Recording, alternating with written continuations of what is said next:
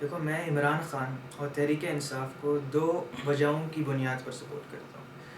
پہلی وجہ تو یہ ہے کہ میں سمجھتا ہوں عمران خان ایک ہی لیڈر ہے جس کے پاس کوئی ویژن ہے، اور تحریک انصاف ایک ہی جماعت ہے جس کو ہم نے اب تک آزمایا نہیں ہے۔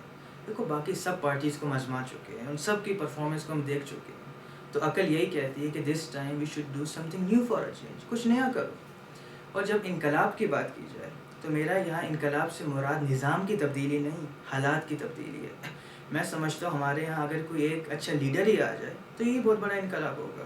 لوڈ شیڈنگ کا خاتمہ اور پیٹرول کی قیمتیں ہی کم ہو جائیں تو یہ بھی ہمارے لیے ایک انقلاب سے کم نہیں ہے۔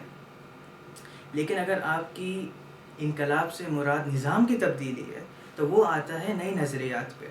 میں سمجھتا ہوں عمران خان یا تحریک انصاف کے پاس کوئی نیا نظریہ یا کوئی الٹرنیٹیو آئیڈیالوجی نہیں ہے۔ اسلامک ویلفیئر اسٹیٹ کیا ہے؟ نہ تو مجھے پتہ ہے نہ تو آپ کو پتہ ہے۔ آپ اسی نظام کا میک اوور کر کے اسی کو آپ اسلامک ویلفیئر اسٹیٹ قرار دے دو۔ تو نظام تب بدلا جاتا ہے جب آپ کے پاس کوئی ایک الٹرنیٹیو نظام یا سسٹم پہلے سے موجود ہو۔ تو انفارچونیٹلی تحریک انصاف کیا پاکستان میں کسی بھی جماعت کے پاس کوئی ایک نیا نظام یا کوئی ایک الٹرنیٹیو آئیڈیالوجی اور سسٹم موجود ہی نہیں ہے۔ آلسو میں عمران خان کو قائد اعظم کے ساتھ کمپیئر نہیں کرتا، کیونکہ a man is known by the company he keeps.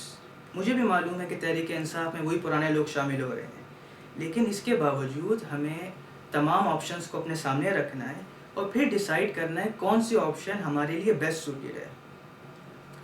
تو میں یہ نہیں کہتا کہ تحریک انصاف ہمارے لیے سب سے بیسٹ آپشن ہے، لیکن آج کل it's our only option. It's all about finding and choosing the lesser evil.